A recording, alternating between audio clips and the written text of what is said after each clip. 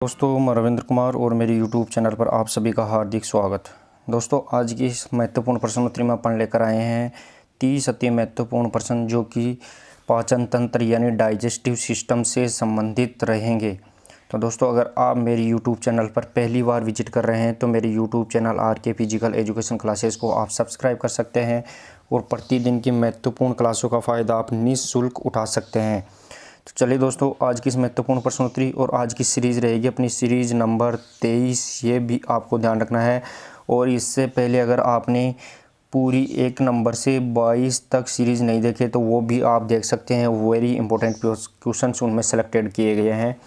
तो चलिए दोस्तों, आज की इस महत्वपूर्ण प्रश्नोत्तरी में अगर आप प्रतिदिन की क्लासों की PDF और उनसे संबंधित आंसर की भी प्राप्त करना चाहते हैं तो भी दिए गए कमेंट बॉक्स में जो लिंक दिया गया है उससे आप टेलीग्राम को ज्वाइन करके भी आप प्रतिदिन की महत्वपूर्ण क्लासों की PDF भी प्राप्त कर सकते हैं। चलिए दोस्तों, आज की महत्वपूर्ण प्रश्नोत्तरी में पहला प्रश्न रहेगा अपना प्रश्न नंबर 1। और प्रश्न नंबर 1 देखिए दोस्तों, लार ग्रंथि द्वारा स्रावित हार्मोन कौन सा है। ये आपको बताना है कि लार ग्रंथि द्वारा स्रावित यहाँ पे दोस्तों ग्रंथि कौन सी है, तो वो लार ग्रंथि है। और उसके द्वारा जो हार्मोन निकाला जाता है वो कौन सा है, ये पूछा गया है, ये आपको बताना है। तो दोस्तों, लार ग्रंथि द्वारा स्रावित hormone pepsin, ptyalin, insulin, thyroxine, इनमें से कौन सा हार्मोन है जो लार ग्रंथि द्वारा स्रावित हार्मोन होता है। तो प्रश्न नंबर 1 और इसका सही आंसर रहेगा दोस्तों टाइलिन हार्मोन लार ग्रंथि द्वारा निकाला जाता है। ये आपको ध्यान रखना है। यहाँ पे हार्मोन या एंजाइम जो कि आपको पता होता है, तो टाइलिन लार ग्रंथि द्वारा स्रावित हार्मोन टाइलिन होता है। चलिए दोस्तों, नेक्स्ट और अगला प्रश्न रहेगा अपना प्रश्न नंबर 2। और दोस्तों, आज की प्रश्नोत्तरी आपको कैसी लगी वो भी आप कमेंट बॉक्स में ज़रूर बताते रहे। और 30 में से आपने लास्ट में कितना स्कोर अचीव कर पाते हैं वो भी आप कमेंट बॉक्स में ज़रूर अपने स्कोर शेयर करते रहे। और प्रश्न नंबर 2 देखिए दोस्तों, मानव शरीर में कितनी जोड़ी लार ग्रंथियां होती है। ये आपको बताना है दोस्तों कि मानव शरीर में कितनी जोड़ी, यहाँ पे जोड़ी पूछी गई है दोस्तों, तो कितनी जोड़ी लार की ग्रंथियां पाई जाती है ये आपको बताना है। तो दोस्तों, सबसे पहले मैं आपको बता दूं कि लार की ग्रंथियां जो मुख के अंदर पाई जाती है, तो मुख के अंदर लार ग्रंथियां वो कितनी जोड़ी पाई जाती है ये आपको बताना है। तो दोस्तों, मानव शरीर में कितनी जोड़ी लार ग्रंथियां पाई जाती है, तो प्रश्न नंबर 2 और इसका सही आंसर रहेगा दोस्तों 3 जोड़ी लार ग्रंथियां पाई जाती है। यह आपको ध्यान रखना है। 3 जोड़ी लार ग्रंथियां मुंह के अंदर पाई जाती है, जिसमें 2 जोड़ी गालों के अंदर पाई जाती है, 2 जोड़ी मैंडिबुल हड्डी के पास में पाई जाती है और 2 जोड़ी जीभ के निचले भाग में पाई जाती है। ये भी आपको ध्यान रखना है। तो चलिए दोस्तों, नेक्स्ट और अगला प्रश्न रहेगा अपना प्रश्न नंबर 3। प्रश्न नंबर 3 देखिए दोस्तों, मानव शरीर में कितनी लार ग्रंथियां होती है ये पूछा गया है। यानी दोस्तों, इससे पहले वाले प्रश्न नंबर 2 में पूछा गया था कितनी जोड़ी होती है, और यहाँ पे पूछा गया है कितनी लार ग्रंथियां यानी संख्या में कितनी होती है वो पूछा गया है यहाँ पे। तो मैं आपको बता दूं दोस्तों, मानव शरीर में कितनी लार ग्रंथियां होती है वो बताना है आपको। और इम्पोर्टेंट भी रहेगा दोस्तों। आज की प्रश्नोत्तरी आपको कैसी लगी वो भी आप कमेंट बॉक्स में ज़रूर से कमेंट करते रहे। और प्रतिदिन की महत्वपूर्ण क्लासेज जो अपनी सुबह 8 बजे क्लासेज चलती है वो कल सुबह मंडे से फिर से रेगुलर रहेगी। यानी अपने मंडे संडे की जो सुबह 8 बजे वाली क्लास होती है उसकी अब वो नहीं हो पाती है, ये भी आपको ध्यान रखना है। तो प्रश्न नंबर 3, मानव शरीर में कितनी लार ग्रंथियाँ होती है, तो इसका सही आंसर रहेगा दोस्तों 6 लार ग्रंथियाँ होती है। यह आपको ध्यान रखना है। अगर जोड़ी पूछे तो जोड़ी 3 जोड़ी होती है, लेकिन संख्या में वो 6 होती है। यह आपको ध्यान रखना है दोस्तों। तो चलिए दोस्तों, नेक्स्ट और अगला प्रश्न रहेगा अपना प्रश्न नंबर 4। प्रश्न नंबर 4 देखिए दोस्तों, लार ग्रंथियों में सबसे बड़ी लार ग्रंथि कौन सी है यह आपको बताना है। लार ग्रंथियों के अंदर जो सबसे बड़ी लार ग्रंथि होती है वो कौन सी होती है दोस्तों। कि इससे पहले मैं बता दूं कि आपको 3 जोड़ी लार ग्रंथि उनमें यानी संख्या में 6 होती है, लेकिन उनमें से जो सबसे बड़ी होती है वो कौन सी लार ग्रंथि है यह आपको बताना है। तो प्रश्न नंबर 4, लार ग्रंथियों में सबसे बड़ी लार ग्रंथि कौन सी होती है। तो यहाँ पे ऑप्शन के अकॉर्डिंग पेरोटिड, मंडिबल, अग्नाशी या सबमंडिबुलिस, इनमें से कौन सी ग्रंथि लार ग्रंथि सबसे बड़ी लार ग्रंथि रहेगी। तो प्रश्न नंबर 4 और इसका सही आंसर रहेगा दोस्तों पेरोटिड ग्रंथि सबसे बड़ी लार ग्रंथि होती है। ये आपको ध्यान रखना है। और दोस्तों, अगर आप मेरे YouTube चैनल से रिलेटेड किसी भी क्लास की पीडीएफ और आंसर की प्राप्त करना चाहते हैं तो दिए गए कमेंट बॉक्स में लिंक को टेलीग्राम से ज्वाइन करके आप प्रतिदिन की आंसर की और पीडीएफ भी प्राप्त कर सकते हैं। वैसे आर के फिजिकल एजुकेशन क्लासेज के नाम से टेलीग्राम भी ज्वाइन कर सकते हैं। चलिए दोस्तों, नेक्स्ट और अगला प्रश्न रहेगा अपना प्रश्न नंबर 5। प्रश्न नंबर 5 देखिए दोस्तों, ग्रास नली की लंबाई कितनी होती है? ये आपको बताना है कि ग्रास नली की लंबाई कितनी होती है। इम्पोर्टेंट रहेगा दोस्तों, जो पाचन तंत्र के अंदर जो ग्रास नली जो यहाँ से कहाँ से स्टार्ट होती है, तो दोस्तों मैं आपको बता दूं कि ग्रास नली की लंबाई कितनी होती है वो आपको बताना है यहाँ पे। तो जो ये अपना सिर होता है, इसमें मुंह के बाद में तुरंत ही अपनी ग्रसनी पाई जाती है और ग्रसनी से यहाँ तक जो ग्रास नली और फिर अपना आमाशय वाला भाग आता है, ये आपको ध्यान रखना है। तो यहाँ से लेकर यहाँ तक जो ग्रास नली की लंबाई होती है वो ये कितनी होती है ये बताना है आपको। तो इम्पोर्टेंट रहेगा दोस्तों, ग्रास नली की लंबाई कितनी होती है? 20 सेंटीमीटर, 30 सेंटीमीटर, 25 सेंटीमीटर या फिर 40 सेंटीमीटर, इनमें से कौन सा उत्तर सही रहेगा? और आपने जी हाँ, आपने सही कमेंट बॉक्स में लगभग सभी के आंसर सही आ रहे हैं। तो प्रश्न नंबर 5 और इसका सही आंसर रहेगा दोस्तों 25 सेंटीमीटर ग्रास नली की लंबाई होती है। यह आपको ध्यान रखना है, 25 सेंटीमीटर ग्रास नली की लंबाई होती है। और दोस्तों, अगर आपने पाचन तंत्र से रिलेटेड टॉपिक वीडियो नहीं देखा तो वो आर के फिजिकल एजुकेशन क्लासेज पर जाकर आप आसानी से ऐसे प्रश्नों का सही जवाब दे सकते हैं। चलिए दोस्तों, नेक्स्ट और अगला प्रश्न रहेगा अपना प्रश्न नंबर 6। प्रश्न नंबर 6 देखिए दोस्तों, ग्रसनी की लंबाई कितनी होती है ये पूछा गया है यहाँ पे। ग्रसनी इससे पहले वाले प्रश्न नंबर 5 में पूछा गया था दोस्तों ग्रास नली, इससे पहले वाले प्रश्न में पूछा गया था ग्रास नली, लेकिन इसमें पूछा गया है वो ग्रसनी के बारे में पूछा गया है। यहाँ पे ध्यान देने की बात यही है कि प्रश्न नंबर 6 के अंदर आपको पूछा गया है वो ग्रसनी की लंबाई पूछी गई है। इससे पहले वाले प्रश्न नंबर 5 में पूछा गया था ग्रास नली जो 25 सेंटीमीटर लंबी थी, लेकिन यहाँ पे पूछा गया है ग्रसनी। तो इनमें से कौन सा आंसर सही रहेगा? ग्रसनी की लंबाई में 10 सेंटीमीटर, 12 सेंटीमीटर, 14 सेंटीमीटर या फिर 16 सेंटीमीटर। तो प्रश्न नंबर 6 और इसका सही आंसर रहेगा दोस्तों 12 सेंटीमीटर की ग्रसनी होती है, यह आपको ध्यान रखना है। और ये पाई कहाँ जाती है तो आपको मैं बता दूं दोस्तों, जो अपना मुँह होता है उसके बाद में तुरंत जो भाग पाया जाता है वो ग्रसनी होती है, इसके बाद में ग्रास नली होती है, फिर अपना आमाशय आता है। तो ये वाली जो ग्रसनी होती है इसकी लंबाई कितनी रहेगी? तो वो 12 सेंटीमीटर रहेगी और ग्रास नली की लंबाई वो 25 सेंटीमीटर रहेगी, यह भी आपको ध्यान रखना है। तो चलिए दोस्तों, प्रश्न नंबर 6 और इसका सही आंसर रहेगा दोस्तों 12 सेंटीमीटर की ग्रसनी की लंबाई होती है। चलिए दोस्तों, नेक्स्ट और अगला प्रश्न रहेगा अपना प्रश्न नंबर 7। और दोस्तों, आज की प्रश्नोत्तरी आपको कैसी लगी वो भी आप कमेंट बॉक्स में ज़रूर कमेंट करते रहे और प्रत्येक महत्वपूर्ण प्रश्न का आंसर भी आप कमेंट बॉक्स में टाइप करते रहे। और दोस्तों, प्रतिदिन की महत्वपूर्ण क्लासों की पीडीएफ प्राप्त करने के लिए आप टेलीग्राम दिए गए लिंक के आधार पर भी आप टेलीग्राम ज्वाइन करके पीडीएफ प्राप्त कर सकते हैं। चलिए दोस्तों, नेक्स्ट अगला प्रश्न रहेगा प्रश्न नंबर 7। दांतों के कौन से भाग को पल्प कहा जाता है? इंपॉर्टेंट, वेरी इंपॉर्टेंट रहेगा दोस्तों, दांतों के कौन से भाग को पल्प कहा जाता है? दोस्तों कि इससे पहले मैं आपको बता दूं कि जो दांत होता है इस दांत के 3 भाग होते हैं। मान लो ये अपना दांत है तो इस दांत के 3 भाग रहेंगे। ये वाला भाग सबसे ऊपर वाला भाग होता है, ये मध्य वाला भाग होता है और ये वाला भाग सबसे निचला जो कि मसूड़े यानी जबड़ों में होता है, यह आपको ध्यान रखना है। तो इनमें से दांत का पल्प वाला भाग कौन सा रहेगा ये आपको बताना है। तो प्रश्न नंबर 7 का सही आंसर रहेगा दांत का कौन सा भाग पल्प कहा जाता है, तो वो मध्य भाग कहा जाता है, ये आपको ध्यान रखना है। ये मध्य वाला भाग होता है, ये दांत का पल्प कहा जाता है, ये आपको ध्यान रखना है। तो सही आंसर रहेगा दोस्तों पल्प, पल्प का मध्य भाग। चलिए दोस्तों, नेक्स्ट और अगला रहेगा अपना प्रश्न नंबर 8। और दोस्तों, कल अपनी इम्पोर्टेंट क्लास सुबह रहेगी, वो रहेगी 8 बजे अपनी इम्पोर्टेंट क्लास रहेगी, वो भी आप लेना न भूलें। तो प्रश्न नंबर 8 देखिए दोस्तों, दांत कितने प्रकार के होते हैं ये आपको बताना है कि दांत कितने प्रकार के होते हैं। यहाँ पे प्रकार पूछे गए हैं दोस्तों, तो दांत कितने प्रकार के होते हैं ये आपको बताना है। तो प्रश्न नंबर 8 और इम्पोर्टेंट रहेगा दोस्तों, दांत कितने प्रकार के होते हैं। तो इनमें से 32, 20, 12 और 4 इनमें से कौन सा आंसर सही रहेगा। और जी हाँ, मैं लगभग देख पा रहा हूँ सभी के आंसर लगभग सही आ रहे हैं।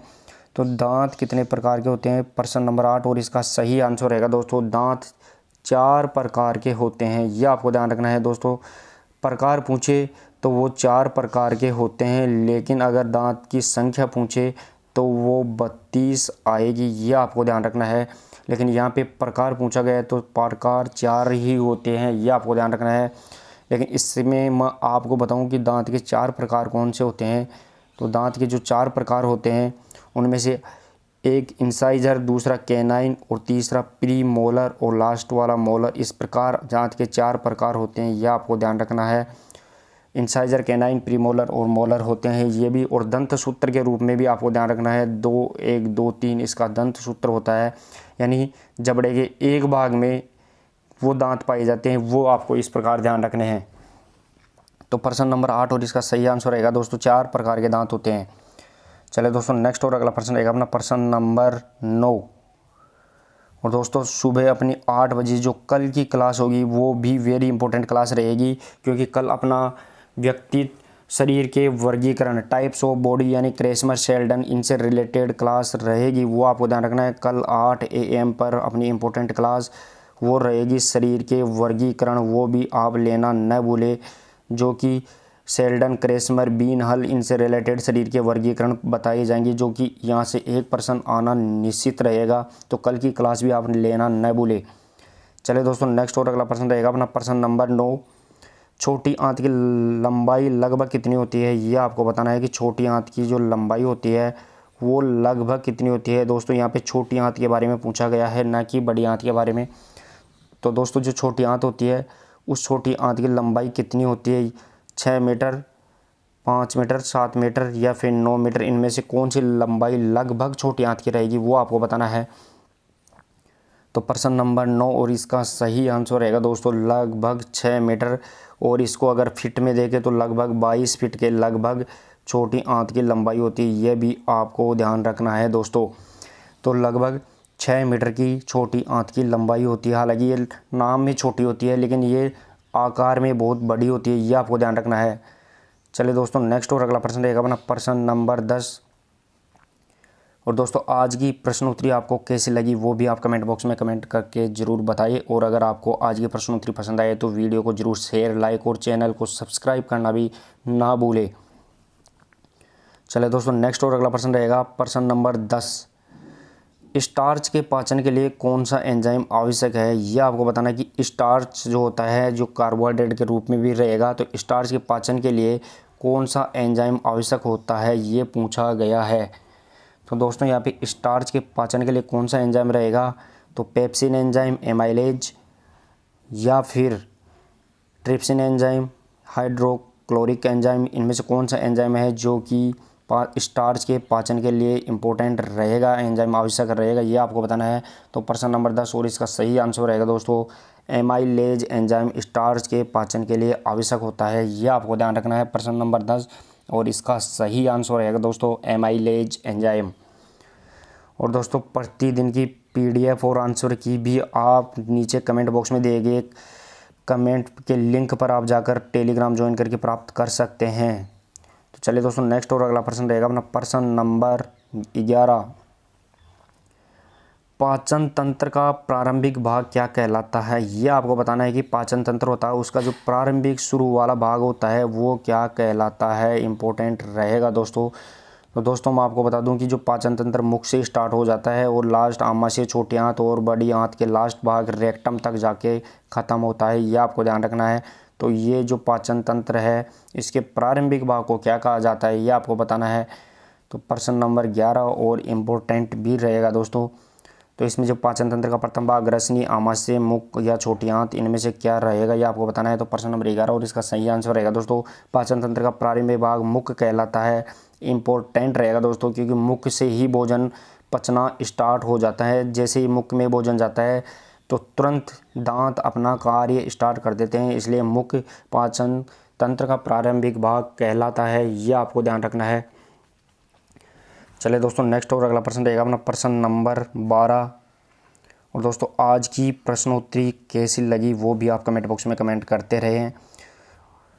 चले दोस्तों नेक्स्ट और अगला प्रश्न है अपना प्रश्न नंबर 12। पाचन नली की लंबाई लगभग कितनी होती है? यह आपको बताना है कि पाचन नली की जो लंबाई होती है वो लंबाई लगभग कितनी होती है, ये पूछा गया है दोस्तों। यहाँ पे पाचन नली की लंबाई, जिसे अपन आहार नाल भी कहते हैं, यह भी आपको ध्यान रखना है। तो आहार नाल भी कह सकते हैं इसको, पाचन नली को अपन आहार नाल भी कहते हैं, ये भी आपको ध्यान रखना है। तो दोस्तों जो पाचन नाल या आहार नली होती है इसकी लंबाई कितनी होती है, ये आपको बताना है। 8 मीटर, 9 मीटर, 10 और 11 मीटर, इनमें से कौन सी होती है? तो दोस्तों मैं इसका आंसर आपको बता दूं, और लगभग सभी के आंसर भी सही आ रहे हैं। तो पाचन नली की लगभग लंबाई कितनी होती है? तो प्रश्न नंबर 12 और इसका सही आंसर रहेगा दोस्तों लगभग 9 मीटर, यानी 30 से 32 फीट। ये भी ध्यान रखना है, 30 से 32 फीट टोटल लंबाई वो पाचन नली यानी पाचन नाल या आहार नाल की भी होती है, लेकिन मीटर में पूछे तो वो 9 मीटर के लगभग रहेगी, ये आपको ध्यान रखना है। चलिए दोस्तों नेक्स्ट और अगला प्रश्न रहेगा अपना प्रश्न नंबर 13।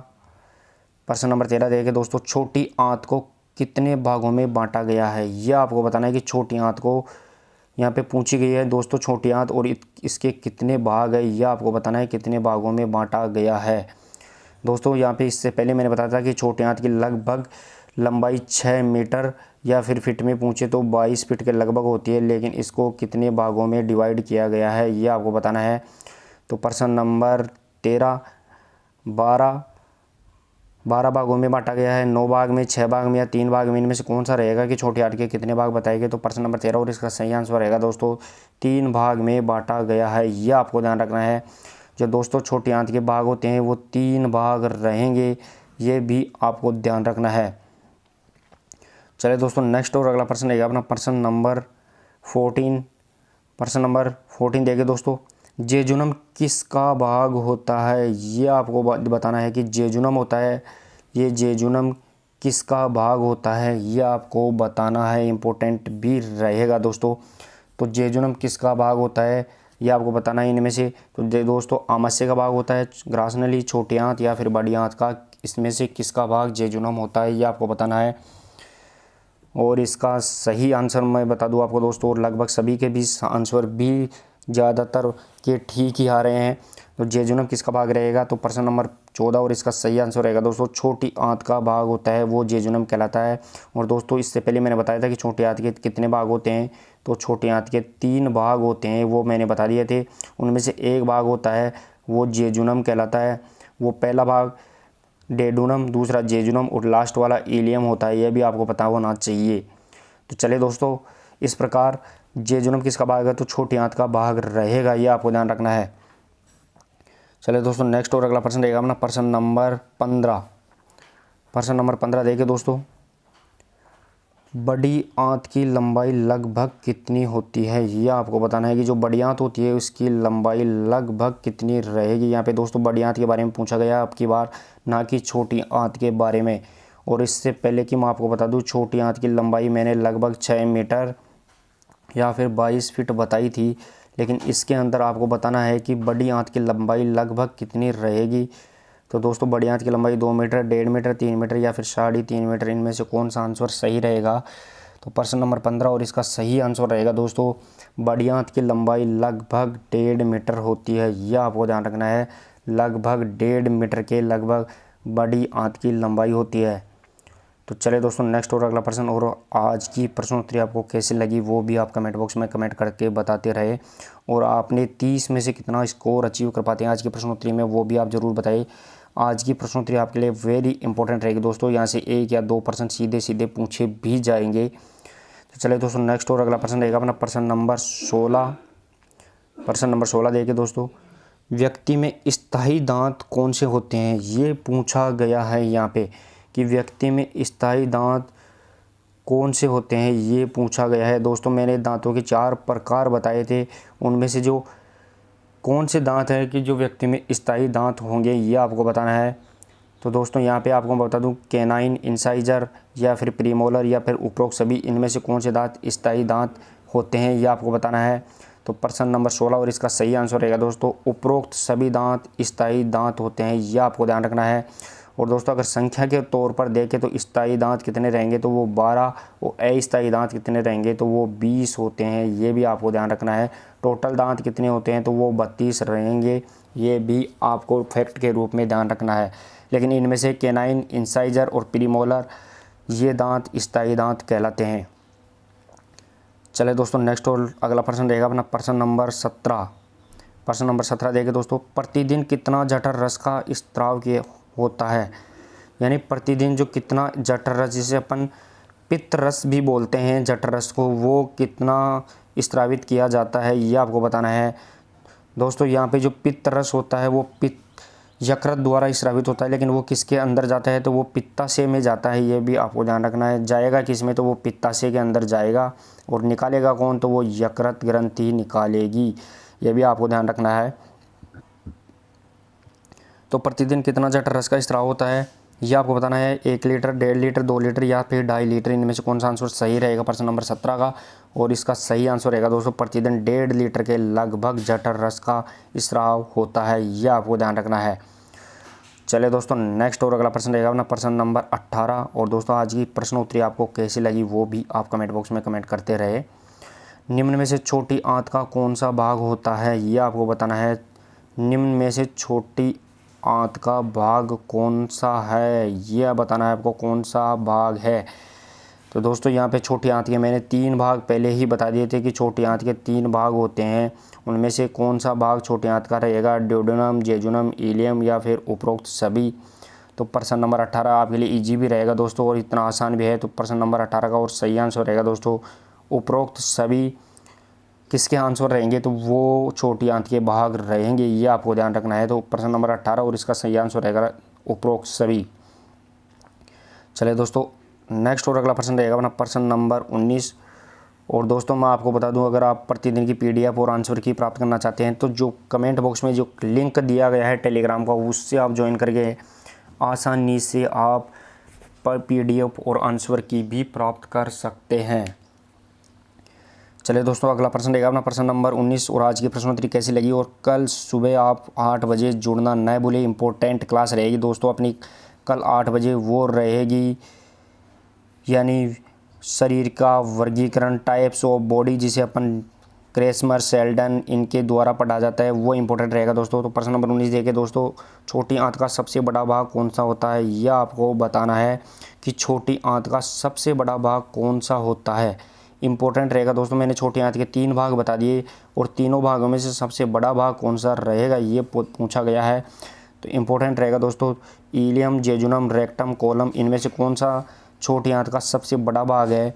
तो प्रश्न नंबर 19 और इसका सही आंसर रहेगा दोस्तों इलियम छोटी आंत का सबसे बड़ा भाग होता है, यह आपको बता दूं।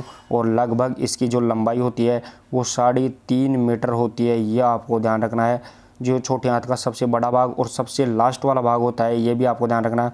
छोटी आंत का सबसे लास्ट वाला भाग होता है वो इलियम कहलाता है और ये सबसे बड़ा होता है और इसकी लंबाई लगभग 3.5 मीटर के लगभग होती है, ये भी आपको ध्यान रखना है। तो चले दोस्तों नेक्स्ट और अगला प्रश्न रहेगा अपना प्रश्न नंबर 20। प्रश्न नंबर 20 देखिए दोस्तों, आइसोफेगस का संबंध किस तंत्र से होता है। यहाँ पे ईसोफेगस भी बोलते हैं इसको दोस्तों। तो आइसोफेगस का संबंध किस तंत्र से होता है यह आपको बताना है। ईसोफेगस का संबंध किस तंत्र से होता है। यहाँ पे दोस्तों श्वसन तंत्र, उत्सर्जन तंत्र, पाचन तंत्र या फिर रक्त परिसंचरण तंत्र, ये आपको बताना है। तो चले दोस्तों जो आइसोफेगस होता है इसका संबंध रहेगा वो रहेगा सीधा सीधा पाचन तंत्र से संबंध रहेगा। प्रश्न नंबर 20 और इसका सही आंसर रहेगा दोस्तों पाचन तंत्र। आइसोफेगस का संबंध पाचन तंत्र से होता है, यह आपको ध्यान रखना है। चले दोस्तों नेक्स्ट और अगला प्रश्न रहेगा अपना प्रश्न नंबर 21। और लगभग दोस्तों अपनी प्रश्नोत्तरी कंप्लीट होने वाली है। तो अभी तक आपने कितना स्कोर अचीव किया है वो भी आप कमेंट बॉक्स में ज़रूर देते रहेगा। आज की प्रश्नोत्तरी कैसी लगी, और सुबह प्रतिदिन 8 बजे जो क्लासेस चलती है वो भी लेना न भूले, वेरी इंपॉर्टेंट क्लास रहेगी। कल अपनी टाइप्स ऑफ बॉडी यानी शरीर का वर्गीकरण से रिलेटेड क्लास रहेगी। प्रश्न नंबर 21 देखिए दोस्तों, बाइल जूस द्वारा किसका पाचन किया जाता है यह आपको बताना है। कि जो बाइल जूस होता है यानी पित्त रस होता है, यह आपको ध्यान रखना है। तो बाइल जूस किसका पाचन किया जाता है यहाँ पे पूछा गया है दोस्तों कि बाइल जूस होता है, इसके द्वारा किसका पाचन किया जाता है, इम्पोर्टेंट रहेगा दोस्तों।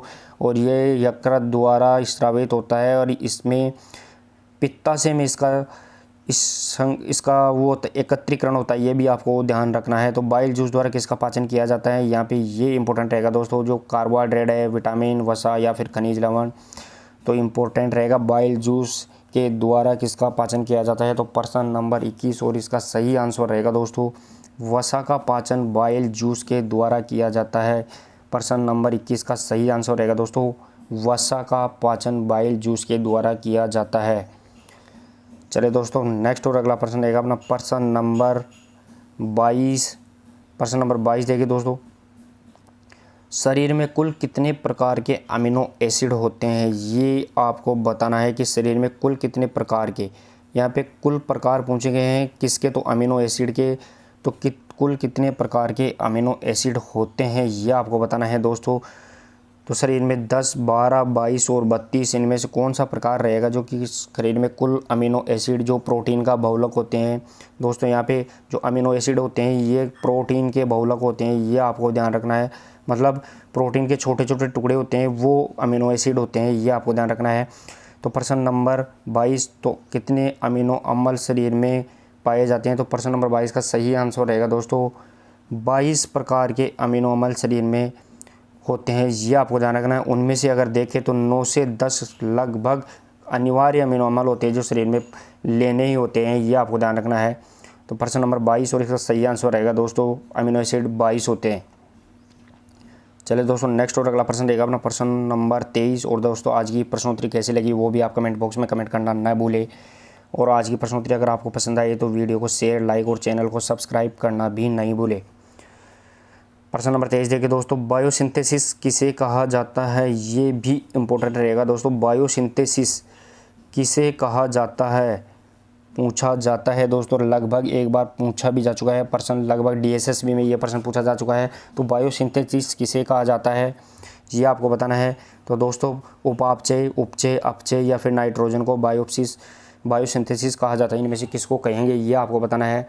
तो प्रश्न नंबर 23 और इसका सही आंसर रहेगा दोस्तों, उपचय। उपचय को बायोसिंथेसिस कहा जाता है, ये भी इम्पोर्टेंट रहेगा और ये पाचन तंत्र से रिलेटेड रहेगा दोस्तों, ये आपको ध्यान रखना है। तो चलिए दोस्तों, नेक्स्ट और अगला प्रश्न रहेगा अपना प्रश्न नंबर 24। प्रश्न नंबर 24 देखिए दोस्तों, बड़ी आंत का कौन सा भाग है, बड़ी आंत का कौन सा भाग है, निम्न में जो भाग दिए गए हैं उनमें से बड़ी आंत के भाग कौन सा है दोस्तों। इससे पहले छोटी आंत के अपन ने 3 भाग देख लिए थे, वो भी मैंने आपको बता दिया कि छोटी आंत के 3 भाग होते हैं। उनमें पहला डेडुनम, दूसरा जेजुनम, तीसरा लास्ट वाला इलियम होता था। लेकिन यहाँ पे बड़ी आंत के भाग पूछे गए हैं, ये पूछे गए हैं अब की बार बड़ी आंत के भाग। और दोस्तों बड़ी आंत के कौन से भाग है ये पूछा गया है, तो इनमें से कोलन, रेक्टम, सीकम या फिर उपरोक्त सभी। तो प्रश्न नंबर 24 और इसका सही आंसर रहेगा दोस्तों, उपरोक्त सभी बड़ी आंत के भाग है, ये आपको ध्यान रखना है। लेकिन इनमें से जो कोलन होता है वो बड़ी आंत का पहला भाग होता है, वो कोलन कहलाता है, और लास्ट वाला भाग वो रेक्टम कहलाता है, ये भी आपको ध्यान रखना है। चले दोस्तों, नेक्स्ट और अगला प्रश्न रहेगा अपना प्रश्न नंबर 25। और दोस्तों आज की प्रश्नोत्तरी आपको कैसी लगी वो भी आप कमेंट बॉक्स में, और PDF प्राप्त करने के लिए आप दिए गए टेलीग्राम चैनल के लिंक को भी आप लिंक को क्लिक करके भी आप टेलीग्राम पर ज्वाइन कर सकते हैं और प्रतिदिन की PDF और आंसर की भी प्राप्त कर सकते हैं। 25 नंबर प्रश्न देखिए दोस्तों, एक वयस्क व्यक्ति में यकृत का भार कितना होता है, यह आपको बताना है कि एक वयस्क व्यक्ति, एक जो एडल्ट पर्सन होता है उसमें यकृत का भार कितना होता है, वज़न कितना होता है, ये पूछा गया है। यहाँ पे वज़न कितना होता है, तो दोस्तों मैं बताऊं आपको कि यकृत वो शरीर की सबसे बड़ी ग्रंथि भी कहा जाता है, यह आपको ध्यान रखना है। शरीर की सबसे बड़ी ग्रंथि, वो बड़ी ग्रंथि भी यकृत ही रहेगी, तो ये भी आपको ध्यान रखना है। तो एक वयस्क व्यक्ति में यकृत का भार कितना रहेगा, तो यह आपको बताना है दोस्तों। इसमें 2 किलोग्राम, 2.5 किलोग्राम, 1.5 और या फिर 1 किलोग्राम इंपॉर्टेंट, ये भी बताना है आपको। तो प्रश्न नंबर 25 और इसका सही आंसर रहेगा दोस्तों, 1.5 किलोग्राम एक वयस्क व्यक्ति में यकृत का भार होता है, यह आपको ध्यान रखना है। चलिए दोस्तों, नेक्स्ट और अगला प्रश्न रहेगा अपना प्रश्न नंबर 26।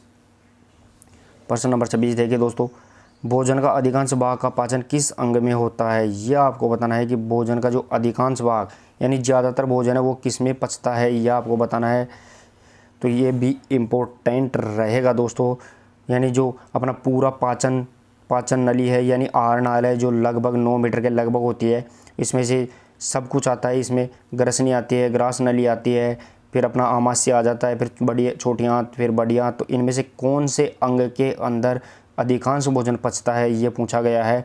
तो दोस्तों आमाशय के अंदर, ग्रास नली, छोटी आंत या फिर बड़ी आंत, तो किस में रहेगा?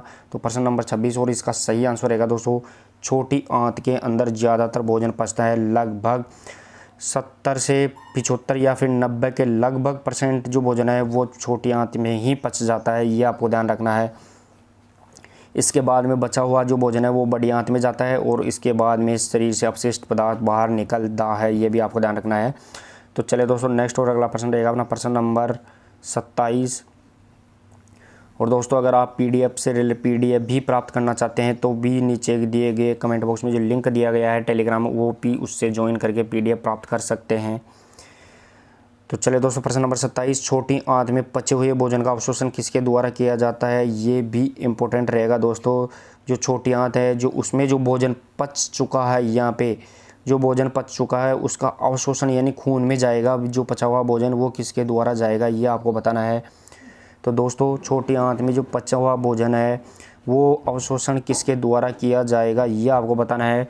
तो इनमें से इलियम, जेजुनम, विल्स या फिर ग्रसनी इसके द्वारा जाएगा, ये आपको बताना रहेगा इम्पोर्टेंट। तो दोस्तों जो छोटे आंत में जो पूरा भोजन पचता है वो खून में किसके द्वारा लिया जाता है? तो प्रश्न नंबर 27 वेरी इंपॉर्टेंट रहेगा दोस्तों। विल्स बोलते हैं अपन इसको। तो विल्स के द्वारा यानी विल्स के द्वारा ही जो पचा हुआ भोजन है वो खून के अंदर जाएगा, ब्लड के अंदर जाएगा, ये आपको ध्यान रखना है। तो ये किसके द्वारा जा रहा है? तो वो जाएगा विल्स के द्वारा। चले दोस्तों नेक्स्ट और अगला प्रश्न रहेगा अपना प्रश्न नंबर 28। प्रश्न नंबर 28 देखिए दोस्तों, शरीर के सबसे कठोर तत्व का क्या नाम है? ये आपको बताना है कि जो शरीर का सबसे कठोर तत्व होता है उसका नाम क्या है? इजी है और दोस्तों बहुत बार ये परीक्षा में पूछा भी गया है, इम्पोर्टेंट भी रहता है दोस्तों। तो शरीर के सबसे कठोर तत्वों का क्या नाम रहेगा ये आपको बताना है। तो इनमें से हड्डियाँ, जबड़ा, इनेमल या फिर स्टर्नम कौन सा भाग है जो शरीर का सबसे कठोर तत्व कहलाता है, ये पूछा गया है। तो प्रश्न नंबर 28 और इसका सही आंसर रहेगा दोस्तों इनेमल शरीर का सबसे कठोर तत्व होता है। और दोस्तों ये कहाँ पाया जाता है? तो जो दांत का सबसे ऊपर की परत होती है वो इनेमल होती है, जो वाइट दिखती है, और ये शरीर का सबसे कठोर तत्व होता है, ये भी आपको ध्यान रखना है। चलिए दोस्तों नेक्स्ट और आज की प्रश्न उत्तरी का सेकंड लास्ट प्रश्न नंबर 29। प्रश्न नंबर 29 देखिए दोस्तों, ग्लाइकोजन का संग्रह शरीर के कौन से भाग में होता है? ये आपको बताना है। जो ग्लाइकोजन होता है यानी ग्लूकोज की ज़्यादा मात्रा हो जाती है या फिर कार्बोहाइड्रेट का ज़्यादा अपन उपभोग करते हैं तो वो ग्लाइकोजन में बदल जाता है, और उसका बदला हुआ रूप ग्लाइकोजन शरीर के कौन से भाग में जाके जम जाता है, यह आपको बताना है। संग्रह कौन से भाग में होता है, इंपॉर्टेंट रहेगा दोस्तों। तो कार्बोहाइड्रेट का ज़्यादा अगर उपभोग करते हैं तो वो ग्लाइकोजन में बदल जाती है, और वो शरीर के कौन से भाग में जम जाती है? तो यहाँ पे आमाशय, छोटी आंत, यकृत या फिर बड़ी आंत, इनमें से किस भाग में जाके ग्लाइकोजन का संग्रह रहेगा? तो प्रश्न नंबर 29 और इसका सही आंसर रहेगा दोस्तों यकृत में ग्लाइकोजन का संग्रह होता है, ये आपको ध्यान रखना है। तो चले दोस्तों आज की प्रश्नोत्तरी का लास्ट प्रश्न, और आपने कितने % सही किए वो भी लास्ट में बताना। और कल अपनी इंपॉर्टेंट क्लास रहेगी 8 बजे, वो रहेगी टाइप्स ऑफ बॉडी यानी शरीर का वर्गीकरण, जिसमें अपन शेल्डन, क्रेस्मर इनसे रिलेटेड शरीर के वर्गीकरण पढ़ेंगे और इम्पोर्टेंट भी रहेगी दोस्तों। तो आज की प्रश्नोत्तरी का लास्ट प्रश्न नंबर 30 देखिए दोस्तों। प्रश्न नंबर 30, पाचन नली की सबसे भीतरी परत को क्या कहा जाता है? यह आपको बताना है कि जो पाचन नली होती है उसमें सबसे भीतरी परत होती है, उस परत को क्या कहा जाता है, ये आपको बताना है। जो पाचन नली होती है उस पाचन नली की लगभग लंबाई मैंने बताई थी कि टोटल लंबाई इसकी लगभग 9 मीटर के लगभग होती है, लेकिन इसकी जो आंतरिक परत होती है इस आंतरिक परत को क्या कहा जाता है, ये पूछा गया है यहाँ पे। तो प्रश्न नंबर 30 में एफोफागस, पेरिटोनियम, म्यूकोसा या फिर सीरोसा, ये कौन सा रहेगा दोस्तों? तो पाचन नली की सबसे भीतरी परत को क्या कहा जाता है? तो प्रश्न नंबर 30 और इसका सही आंसर रहेगा दोस्तों म्यूकोसा कहा जाता है, ये आपको ध्यान रखना है। तो चलिए दोस्तों, इस प्रकार आज अपन ने 30 प्रश्नों का एनालिसिस किया है और 30 में से आपने कितना स्कोर अचीव किया है वो भी आप कमेंट बॉक्स में ज़रूर बताते रहे। और आज की प्रश्नोत्तरी कैसी लगी वो भी बताइए। और कल सुबह अपनी 8 बजे सुबह जो क्लास होगी वो रहेगी टाइप्स ऑफ बॉडी। ये भी आपको ध्यान रखना है, जो कल अपनी इंपॉर्टेंट क्लास रहेगी वो रहेगी टाइप्स ऑफ बॉडी, यानी शरीर का वर्गीकरण इंपॉर्टेंट रहेगी दोस्तों। और उसमें जो क्रेसमर शेल्डन इनसे रिलेटेड अपन पढ़ेंगे, तो कल की क्लास भी आप लेना न भूलें। तो चले दोस्तों, आज की प्रश्नोत्तरी में इतना ही। मिलते हैं सुबह फिर 8 बजे, तब तक के लिए धन्यवाद।